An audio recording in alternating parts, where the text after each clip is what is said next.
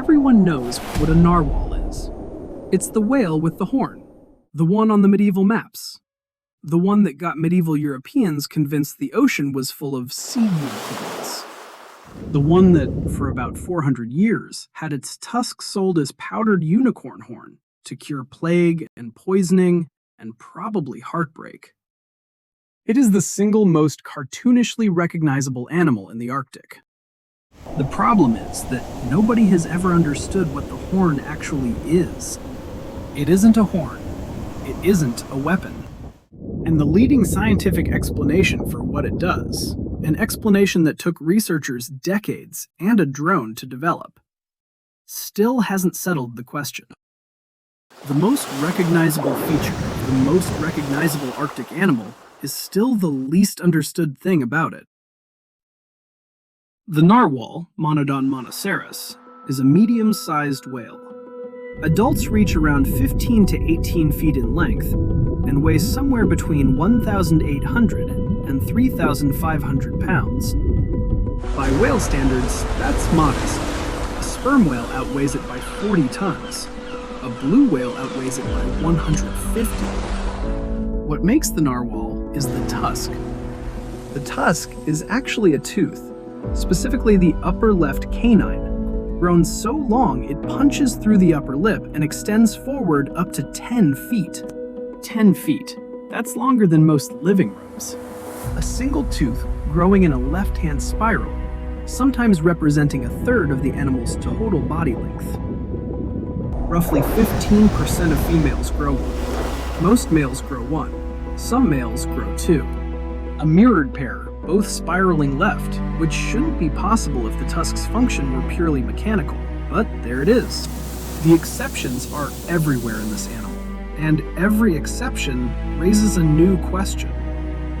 There are somewhere between 80,000 and 170,000 narwhals alive today. Almost all of them live in the Canadian Arctic and around Greenland. They spend their winters under solid sea ice, not at the edge of it, but beneath it, diving through leads and cracks to surface and breathe. They are one of the most ice-dependent mammals on Earth, which is a fact worth holding on to. For now, what you need to know is this. The tusk is not decorative, it's not incidental, and it's not what anyone thought it was. For 400 years, almost no one questioned that first assumption. For most of recorded history, the tusk was assumed to be a weapon. That's the intuitive read. Long, pointed, positioned at the front of the animal. It maps onto every horn and lance and spear the human brain has filed under dangerous protrusion. Medieval illustrations show narwhals ramming ships with it. Later naturalists suggested it was used to break ice or to compete for mates, the way deer use antlers. The ice-breaking theory collapsed first. Narwhals don't use the tusk to break ice. The anatomy doesn't support it. The tusk attaches to the skull in a way that would transfer impact force directly to the narwhal's head, which would be a catastrophic design for ice puncture. And behavioral observation simply doesn't show it happening. The combat theory lasted longer. Males have been seen crossing tusks at the surface in a behavior called tusking. And males with longer tusks do seem to have higher social status in some documented observations. So the mate competition theory held ground. Then, in 2014, a study led by Dr. Martin Nuea at Harvard School of Dental Medicine published findings that changed the frame entirely.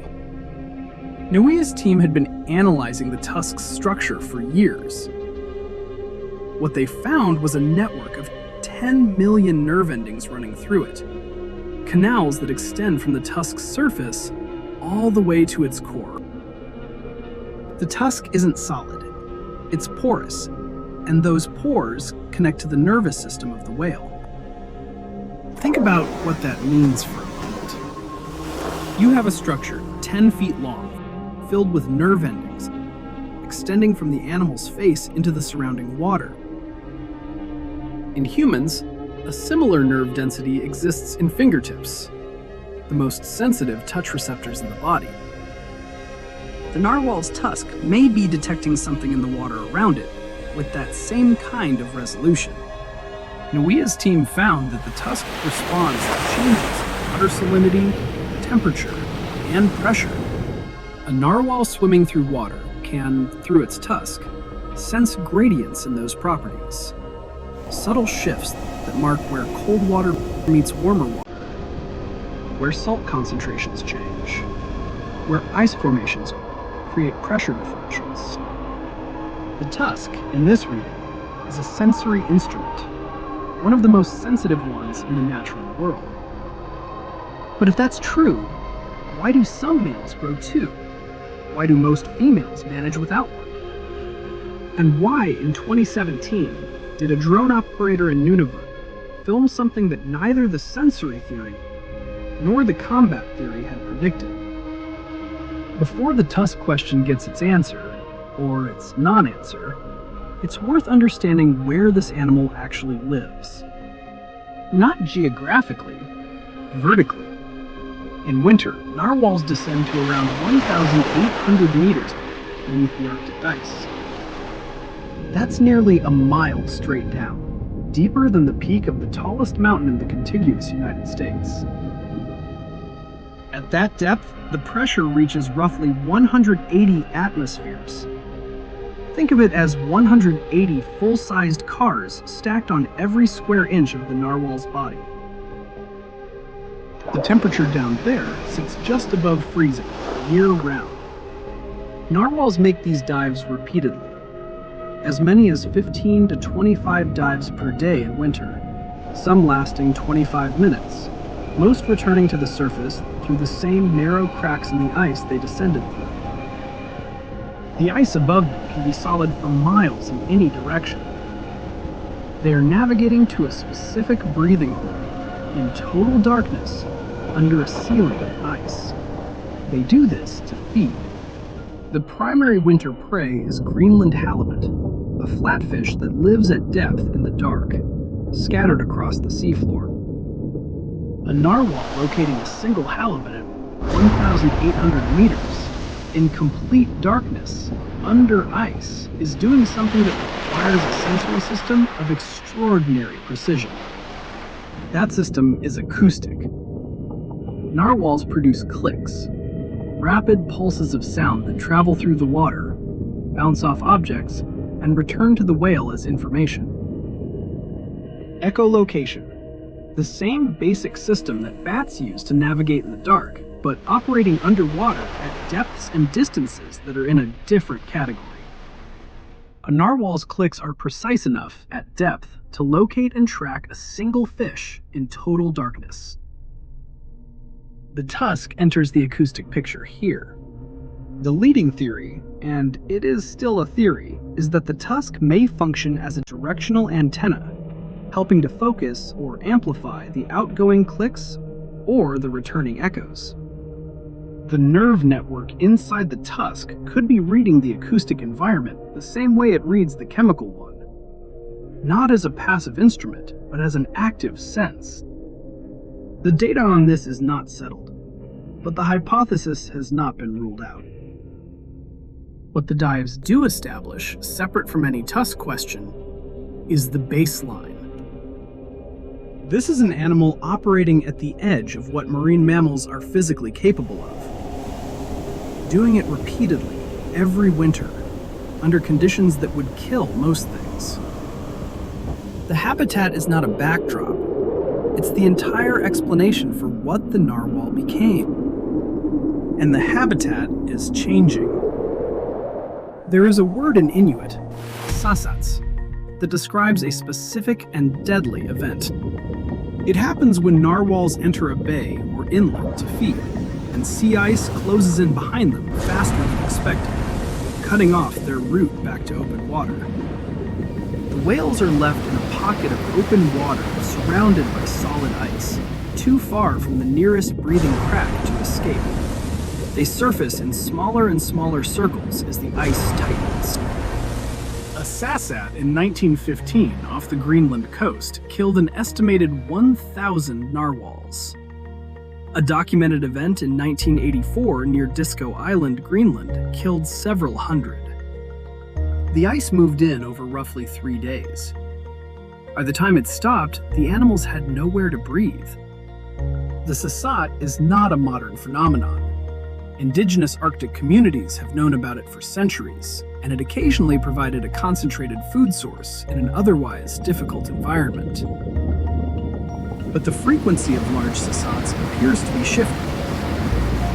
The reason is counterintuitive. As Arctic sea ice decreases overall, the remaining ice is thinner and more mobile. It can advance quickly in ways that more stable, thicker ice historically could not. A narwhal that enters an inlet in autumn, relying on ice patterns its ancestors navigated for thousands of years, may now find the ice closing faster than those patterns predicted. Narwhals are not well positioned to adapt quickly. They are one of the most geographically restricted cetaceans on Earth. About 80% of the global population winters in a handful of sites in the Canadian archipelago, and their migration routes are among the most predictable of any whale species.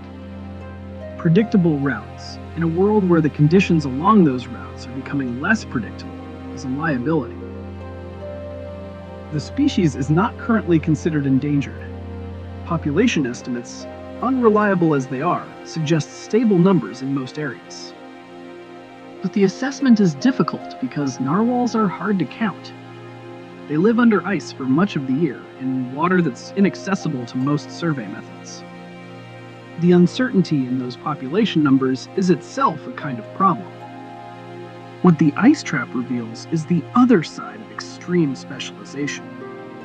The narwhal became extraordinarily good at one specific environment. That environment is shifting, and the tusk, whatever it actually does, can't help with that. In the summer of 2017, a team of researchers from Fisheries and Oceans Canada was conducting aerial surveys near Tremblay Sound in Nunavut. They had a drone equipped with a camera, and they were filming narwhals in shallow water near the surface. The footage they captured had not been recorded before. A narwhal used its tusk to stun a fish. In the footage, a narwhal approaches an Arctic cod near the surface and strikes it sharply with the tusk. A lateral swipe, quick and precise, that stuns the fish and sends it momentarily immobile. The narwhal then circles and consumes it. The clip is a few seconds long. What it contains is the first direct filmed evidence of a narwhal using its tusk as a hunting tool. This doesn't resolve the tusk question. It complicates it. If the tusk is a sensory organ, and also a fish-stunning instrument, and also possibly a social signal for male competition, then the honest answer to what is the narwhal's tusk for is that it may be doing several things at once. Biology doesn't require single-function elegance. Many structures serve multiple roles. But the accumulation of proposed functions for the tusk has become large enough that it's worth being precise about what is confirmed and what is not. Confirmed. The tusk contains 10 million nerve endings, organized in a way consistent with environmental sensing. Documented. A narwhal using the tusk to stun fish. In one set of aerial footage from one location in one summer. Plausible but unconfirmed. Acoustic function. Directional amplification of clicks. Documented but without clear causal mechanism. Correlation between tusk length and social status in some populations. The sensory organ explanation is the current leading theory among tusk specialists. It has the most structural evidence behind it and the most published support. But leading theory is the honest ceiling. Nobody has run the experiments that would definitively close the other explanations off. And then there's the persistent fact of females. Most female narwhals navigate the same Arctic waters, make the same dives, eat the same prey, survive the same ice conditions, without a tusk. If the tusk were essential for the things it's proposed to do, The absence of it in most females would require an explanation the field has not fully provided. So, go back to where we started. You thought you knew what the narwhal was. The unicorn of the sea.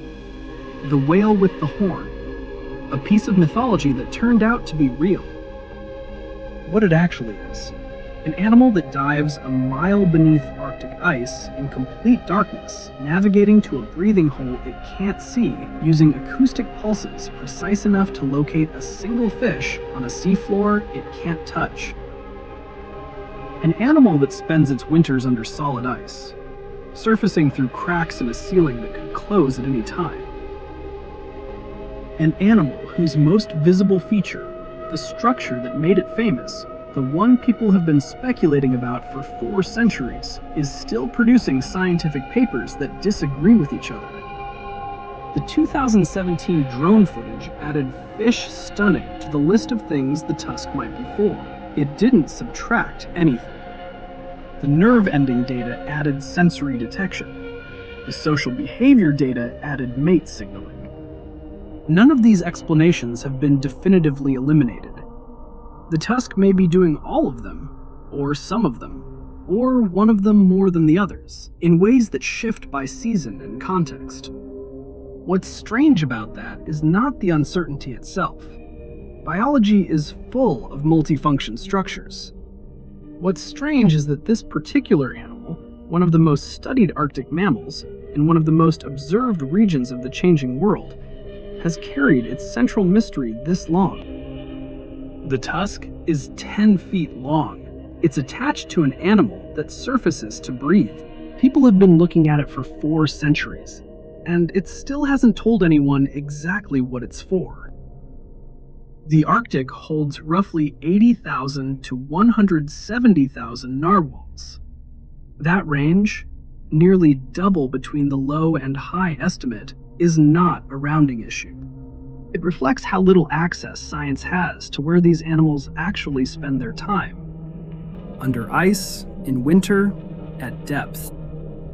What's documented about the narwhal fills papers and studies and decades of fieldwork.